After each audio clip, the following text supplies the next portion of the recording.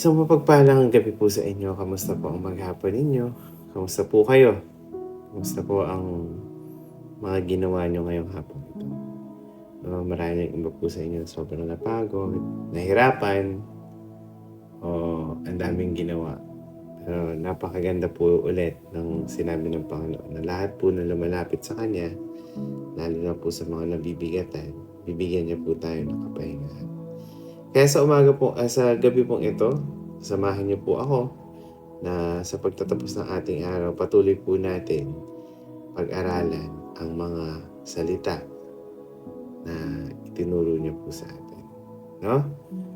Sige po, tayo po ng manalangin. Panginoon, maraming salamat sa gabing ito. Salamat, Panginoon, sa inyong kabutihan. Salamat, Panginoon, sa inyong pagmamahal sa buhay namin. Panginoon, tulungan niyo po kami sa aming pag-aaral ngayong gabi. Bigyan niyo po kami ng karunungan ng tanging manggagaling lang sa inyo. At bigyan niyo rin po kami kapahingahan, Panginoon, sa amin, sa pagtatapos ng aming araw. Salamat, Panginoon. Sa pangalan ni Jesus. Amen. Amen. Magandang gabi po ulit sa inyo, no? Habang nagtatapos na itong araw natin ito, maaari nating isipin, no?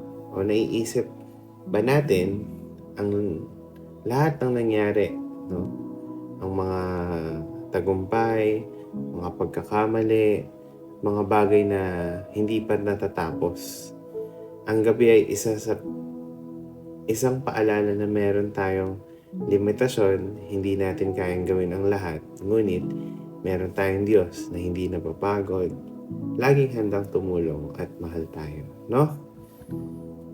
Bago po yun, basahin po natin ulit ang paanyaya ng Panginoon. Lumapit kayo sa akin, kayong lahat na nahihirapan at nabibigatan sa inyong pasanin. At bibigyan ko kayo ng kapahingahan. Yan po yung sabi sa Mateo chapter 11 verse 28, no? Ang salitang nahihirapan o nabibigatan ay tumutukoy sa lahat ng aspeto ng ating buhay, emosyonal, mental, physical, spiritual. Hindi ibig sabihin na nawawala ang problema kapag lumapit tayo sa Panginoong Hesus. Ngunit nangangako siya na bibigyan niya tayo ng kapahingahan at kalakasan upang magpatuloy. Ang gabi ang panahon upang suriin ang ating mga puso, no? Makipag-usap sa Panginoon. Suriin ang mga nangyari sa buhay natin sa buong maghapon. Pero sa halip po natin dalhin ito sa ating kama habang nakahiga tayo, habang nagpapahinga tayo. Ating mga alalahanin at pinapaalala lang sa atin ng Diyos na ipagkatiwala natin sa Kanyang lahat, no? Siya ang Diyos na hindi natutulog. Habang nagpapahinga tayo ngayong gabi, siya ay magpapatuloy kumilos sa ating kapakanan. Patuloy siyang kumikilos para sa atin. Ganun niyo po tayo kamahal. Marahil hindi man lang natin nakikita kung ano yung ginagawa niya. Pero siya ay kumikilos para sa atin, lalo na sa ikabubuti natin lahat. No? Kaya ngayong gabi, bago po tayo matulog, ito po yung mga tanong. Anong mga alalahanin o emosyon ang nagpapabigat sa iyong isip at puso ngayong gabi? Ano ang handa mong isuko sa Diyos upang maranasan ang Kanyang kapayapaan bago tayo magpahinga? Tandaan niyo po, sinabi po dito, o sinabi po kanina, na isa sa mga paanyaya ng Panginoon ay lumapit tayo. Ito ay nagbibigay kahulugan na kailangan umaksyon tayo. Lumapit po tayo sa Kanya. Humingi po tayo ng tulong sa Kanya.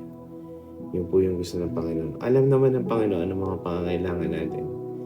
Pero dapat may kusang loob tayo lumapit sa Kanya. May pagpapakumbaba. No? Kaya, konklusyon, ngayong gabi, ang paglapit sa Panginoong Hesus ay hindi lamang para sa mga oras ng kapipitan. Ito ay isang lifestyle ng pagtitiwala at pagsuko. Sa bawat pagtatapos ng ating araw, palaging nariyan ang paalala ng Panginoong Hesus ay ang ating tunay na pahingahan.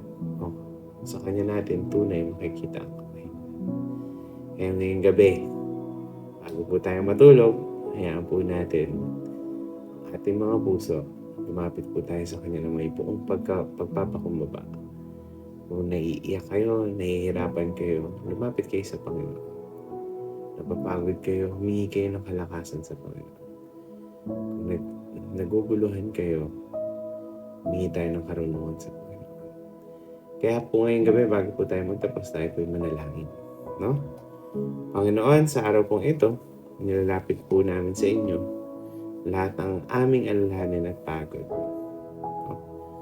Ulit, salamat po sa araw na ito, sa lahat ng mga tagumpay na maging sa mga pagsubok, sa pagtatapos ng araw na ito, inilalapit namin sa inyo ulit ang mga pasanin, problema, yung pagod namin, Panginoon. Hayaan niyo po kami magpahinga sa inyong presensya, ang maranasan po namin ang tunay na kapayapaan. At tulungan niyo po kami na magtiwala sa inyo, na ikaw po ang may hawak ng lahat. Bigyan niyo po kami ng lakas para sa harapin namin panibagong bukas. At sa araw ng aming selebrasyon sa inyong kaarawan, bigyan niyo po kami ng pag-asa na tanging sa inyo namin mahahawakan at makakamtan. Kaya Panginoon, maraming salamat sa inyong pag-ibig. Sa bawat isa, tulungan niyo po kami. Sa pangalan ni Jesus, Amen. Amen. Magandang gabi po sa inyo lahat. Good night po. God bless you po. See you tomorrow.